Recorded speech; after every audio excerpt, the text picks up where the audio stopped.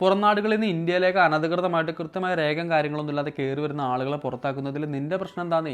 മോദിജി ഭക്തനായുള്ള എൻ്റെ ഒരു സുഹൃത്ത് പൗരത്വ ബില്ലിനെതിരെ കേരളം തമിഴ്നാടും ഒക്കെ പ്രമേയം പാസ്സാക്കിയതുമായിട്ട് ബന്ധപ്പെട്ട ഒരു ചർച്ച നടന്നപ്പോൾ എന്നോട് ചോദിച്ചൊരു ചോദ്യമാണ്. ഈ ഒരു ചോദ്യം തന്നെയാണ് പൗരത്വ ബില്ലുമായിട്ട് നടക്കുന്ന എല്ലാ ചർച്ചകളിലും കേന്ദ്ര സർക്കാരിനെ അനുകൂലിക്കുന്ന ആളുകൾ വന്ന് ചോദിക്കുന്നത്.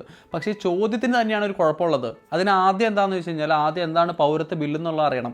പൗരത്വ ബില്ലെന്ന് വെച്ച് കഴിഞ്ഞാൽ 2019 കേന്ദ്ര സർക്കാർ പാസ്സാക്കിയ CAA, അതായത് പൗരത്വ ബില്ലെന്ന് പറയുന്ന ഈ നിയമം ഉണ്ടല്ലോ, ഈ നിയമത്തിൻ്റെ അടിസ്ഥാനത്തിൽ ബംഗ്ലാദേശ്, പാകിസ്ഥാൻ, അഫ്ഗാനിസ്ഥാൻ തുടങ്ങിയ രാജ്യങ്ങളിൽ നിന്ന് ഡിസംബർ 31 മുന്നേ ഇന്ത്യയിലേക്ക് കയറി വന്നിട്ടുള്ള ഹിന്ദു, ക്രിസ്ത്യൻ, ജൈന, ബുദ്ധ, പാഴ്സി തുടങ്ങിയ 6 മതങ്ങളിലുള്ളവർക്ക് മാത്രം പൗരത്വം നൽകുന്ന ഒരു നിയമമാണ് CAA, അതായത് പൗരത്വ നിയമം. ലോകത്ത് തന്നെ ഏറ്റവും വലിയ ജനാധിപത്യ രാജ്യമായ ഇന്ത്യയിലെ ഭരണഘടനയുടെ 14ാമത്തെ അനുച്ഛേദമായിട്ടുള്ള ഇക്വാലിറ്റി, അതായത് എല്ലാവർക്കും തുല്യത എന്നുള്ളൊരു നിയമമുണ്ട്.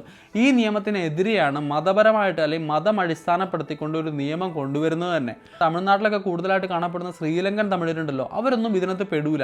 2014 ഡിസംബർ 31 മുന്നേ വന്നവരാണ് എങ്കിൽ പോലും മുസ്ലിങ്ങളും ഈ ഒരു നിയമത്തിൽ പെടൂല.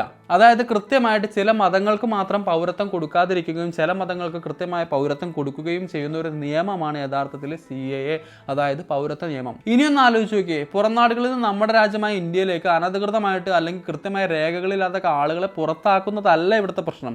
ഇങ്ങനെ പുറത്താക്കുന്ന ആളുകളുടെ മതം നോക്കി പുറത്താക്കുന്നതാണ്. ഒരു ജനാധിപത്യ രാജ്യമായ ഇന്ത്യയുടെ മൗലിക അവകാശങ്ങളിലൊന്നായിട്ടുള്ള തുല്യതയെ തന്നെ എതിർക്കുന്ന പൗരത്വ ബില്ലിനെതിരെ ആദ്യമായിട്ട് പ്രമേയം പാസ്സാക്കിയ ഒരു സംസ്ഥാനമായിട്ട് നമ്മുടെ കേരളം മാറുകയും അത് ഭരണപക്ഷവും പ്രതിപക്ഷവും ഒക്കെ ഒരുപോലെ അനുകൂലിച്ച് തന്നെ ആ പ്രമേയം പാസ്സാക്കി എന്നുള്ളതും നമുക്കൊക്കെ ഏറെ അഭിമാനിക്കാൻ തന്നെ വകയുള്ളതാണ്.